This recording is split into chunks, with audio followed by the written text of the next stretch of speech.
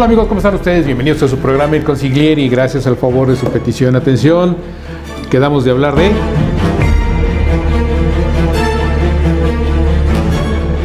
Efectivamente, estamos hablando ahora del tema de la postura que adopta la Cámara Mexicana de la Industria de la Construcción, a través obviamente de un documento en el cual ponemos a su disposición porque es de libre acceso.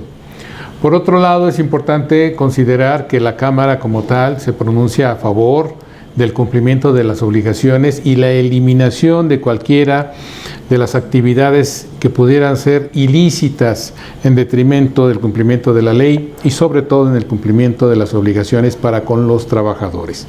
Eso es algo muy importante. Por otro lado, también se refiere a que sus agremiados, que en principio con la obligación, el deseo, la intención de demostrar su buena fe, se integran. Recordemos nosotros que antes la incorporación a cualquier cámara era una obligación. Le llamaban a esto, obviamente, la cuestión corporativa de parte del gobierno. Después, a raíz de una serie de impugnaciones, se logró que esta afiliación fuera voluntaria. Por eso hace más importante a esta cámara, debido a que su afiliación es de carácter voluntario. Eso es algo muy importante, es digno de resaltar, sobre todo por los esfuerzos que se hacen para mantener este tipo de entidades que buscan el fortalecer, obviamente, las actividades de sus socios desde un punto de vista sano, desde un punto de vista legal y desde un punto de vista de una buena relación con las autoridades. ¿Qué nos pronuncia esta Cámara? Bueno, nos dice que debemos nosotros de considerar que determinados artículos de la reforma laboral del 23 de abril de este año 2021 no les son aplicables a sus agremiados, y eso obviamente que es algo natural. ¿Por qué? Si yo soy dueño de un inmueble y contrato a uno de los agremiados de la Cámara Mexicana de la Industria de la Construcción, es obvio que no hay subcontratación, no hay REPSE, hay un contrato normal de obra y por lo tanto me debo de abocar a ello. Ahora bien, esto no quiere decir que cada constructora no pueda tener en un momento determinado el riesgo de contratar a quienes deban de tener y haber obtenido de manera completamente legal el REPSE. Es decir, quienes construyen tienen todos sus trabajadores afiliados, tienen todas sus obligaciones, no tienen problema.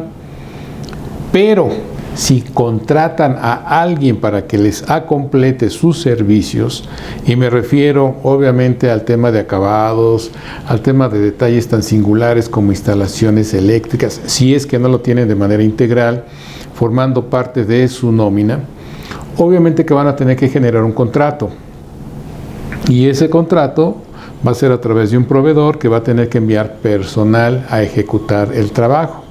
Ahí es donde los agremiados no tienen por qué tener REPSE, pero sí sus proveedores. Entonces, en un momento determinado necesitamos estar cuidando ese detalle para evitar alguna repercusión. Ya dijimos, no nos cansamos de reiterar de lo arbitrarias que son estas normas. No hay simulación laboral, se pagan las cuotas bien y aún así puedo ser sujeto de sanción.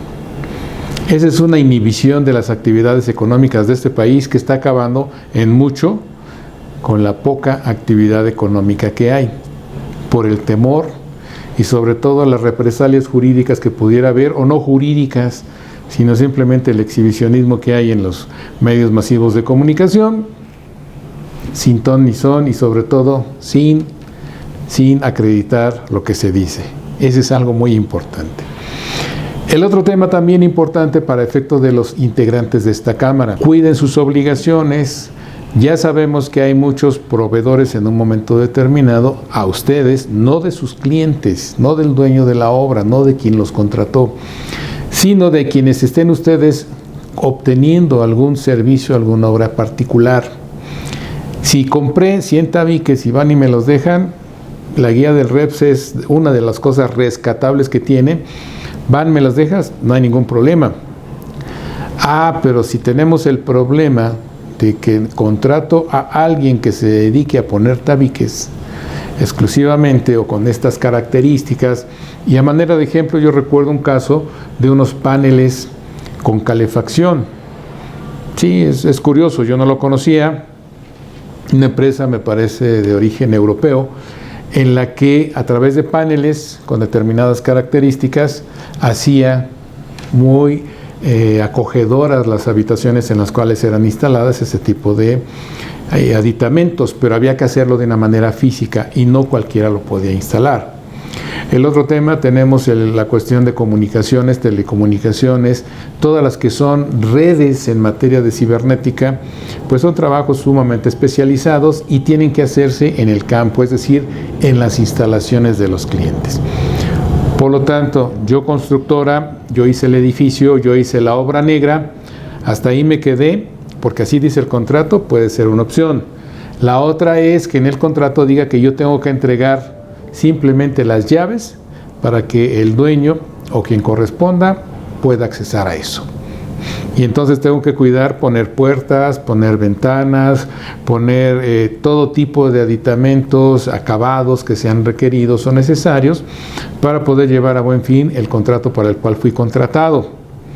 Ahí es donde yo me vuelvo cliente de quien debe de tener el REPSE.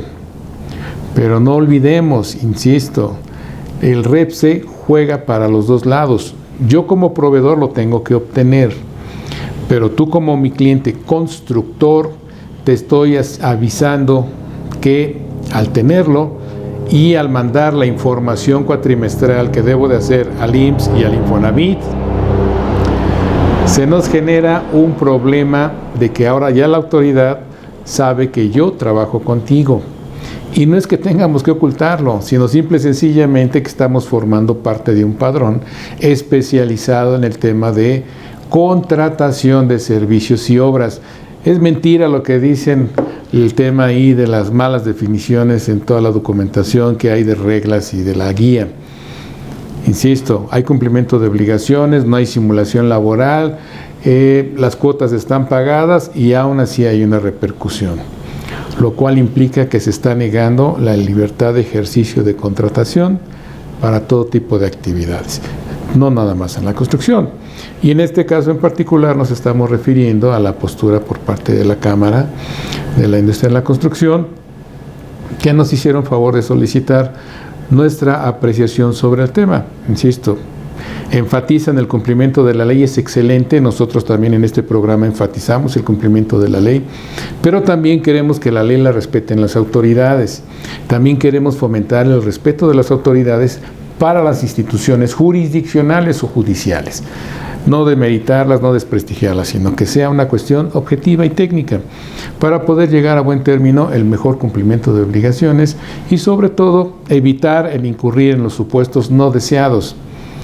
Creo yo que una parte fundamental del divorcio de la normatividad vigente es qué se quería, cómo se quería y qué se pidió. En algunos casos yo menciono un ejemplo muy simple. Vamos a alguna fonda, de las que hay muchas en nuestro país, y pido enchiladas, pero a mí se me había antojado el pozole y pensé en quesadillas. Entonces yo siento que ahí pasó exactamente lo mismo. ¿Qué es lo que quería? No supe qué.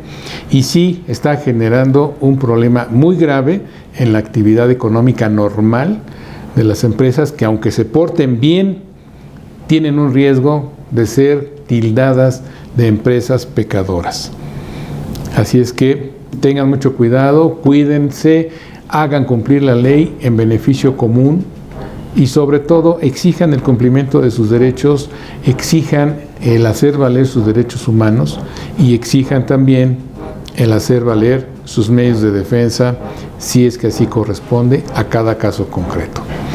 Como siempre, si te gustó, por favor apóyanos con ese pulgar, esa suscripción, esa campanita te avisa el material nuevo y nos vemos en la que sigue.